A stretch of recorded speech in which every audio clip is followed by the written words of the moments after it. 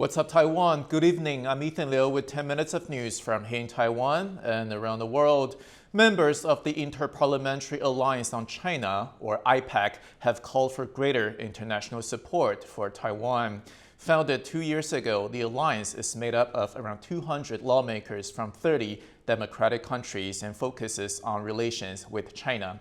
Members of Taiwan's legislature attended its annual meeting in Washington, D.C. on Wednesday. The alliance adopted a communique saying its member nations should be free to conduct relations with Taiwan without pressure from China. The group also opposes changing the status quo in the Taiwan Strait and calls for Taiwan's meaningful inclusion in international bodies like the World Health Organization. They also warned China that military aggression toward Taiwan would be costly.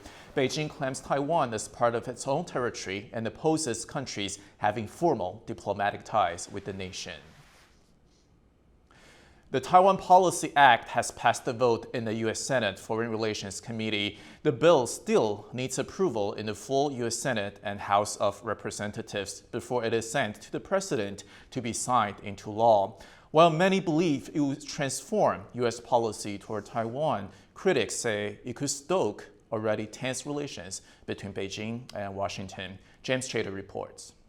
The U.S. Senate Foreign Relations Committee has voted by 17-5 to press ahead with the Taiwan Policy Act. Its architects say this bill will radically restructure the U.S.'s Taiwan policy, despite concerns it could strain already sour sentiment between the U.S. and China. If passed in its current form, the Taiwan Policy Act would provide Taiwan $4.5 billion in security assistance over the next 4 years.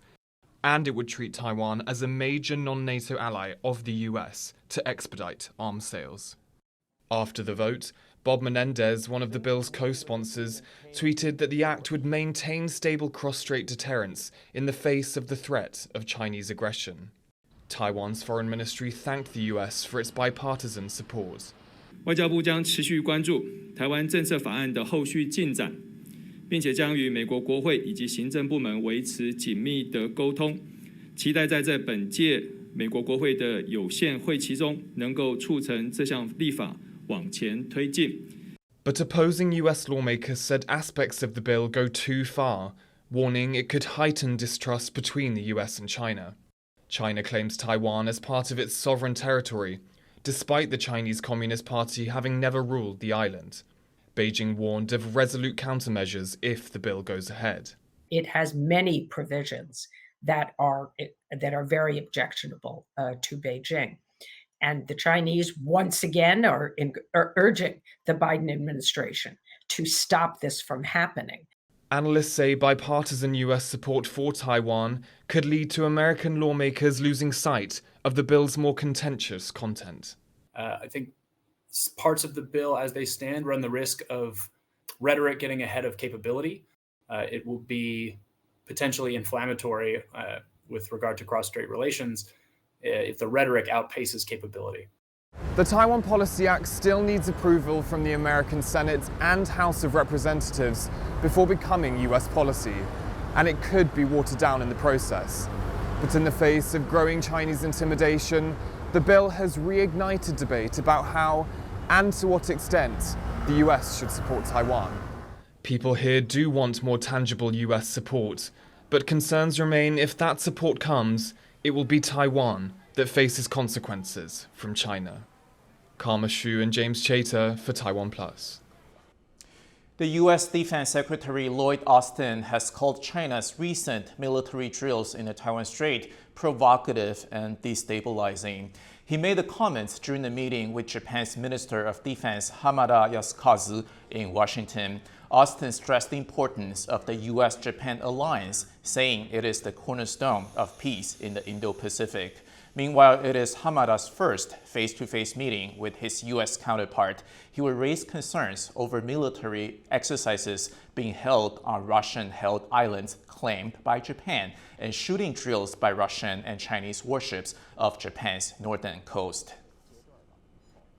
Taipei Mayor Ke Wen-je has announced the opening of a civil defense education and training center in the capital. Ke says all members of the Taipei government must undergo 6 hours of training in civil defense. He says the classes will strengthen the ability of government departments to respond in a crisis. The mayor also says the city government will work together with the military toward this goal. Civil defense has become a major topic of discussion in Taiwan at a time of heightened tension with China. Beijing claims Taiwan as part of its territory and has threatened to use force to bring about unification. A Taiwanese university has defended one of its graduates who is standing for local office after he was accused of plagiarizing his master's thesis. Zhonghua University in Hsinchu, northern Taiwan, says tests by 2 plagiarism detection systems show that Hsinchu mayor candidate Lin Genren's thesis meets the university standards. Earlier this month, the ruling Democratic Progressive Party accused him of cribbing his thesis. Lin is representing the main opposition Kuomintang. It was the latest in a slew of plagiarism allegations made against candidates ahead of Taiwan's local elections in November. Despite the initial findings, Zhonghua University says a more thorough investigation will be conducted and the results will be announced within the next month. Hundreds of thousands of people are expected to file past the coffin of Queen Elizabeth II as she lies in state ahead of her funeral on Monday. Senior royals, including the new King Charles III and his sons, Princes William and Harry, joined the solemn procession accompanying the Queen's coffin from Buckingham Palace on Wednesday. The coffin was taken by horse-drawn gun carriage to the UK Parliament. It is the latest in a series of ceremonies as the country mourns the Queen. She died last week at age 96 after 70 years on the throne. Meanwhile, people in Taiwan have been paying their respects to the late Queen Elizabeth II at the UK's de facto embassy here in Taipei. The British office Taipei has a book of condolence for the Queen, which is open until Friday. Louise Watt was there. Behind me is the queue to go up to the British office Taipei, where there is a book of condolence for Queen Elizabeth II, who died last week after 70 years as the British monarch. Now, since the book opened on Tuesday, hundreds of Taiwanese, Brits and Hong Kongers have been coming here to pay their respects. Many of the people going up to the office on Thursday were Hong Kongers.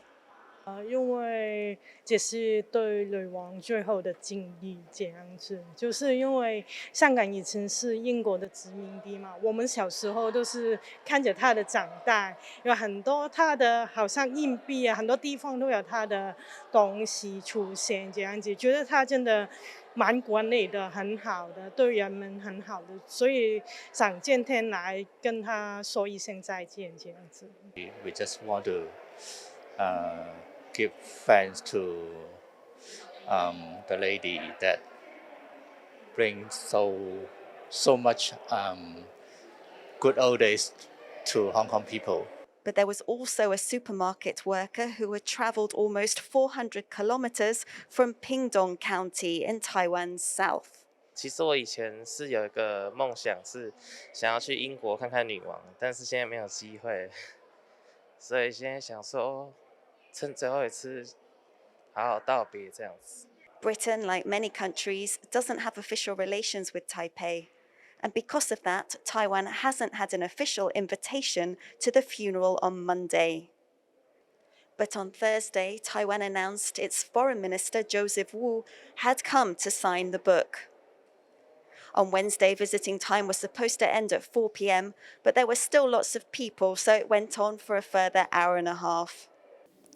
People wishing to pay their respects have until tomorrow to come down here. The book will be open for a final time from 1 p.m. to 4:30 p.m. Chris Ma and Louise Watt at the British office, Taipei. Thank you for watching What's Up Taiwan. Remember to download the TaiwanPlus app for more stories from Taiwan and around the world. Finally, we leave you with images of the tallest building in the world. Dubai's Burj Khalifa also lit up with an image of Queen Elizabeth II.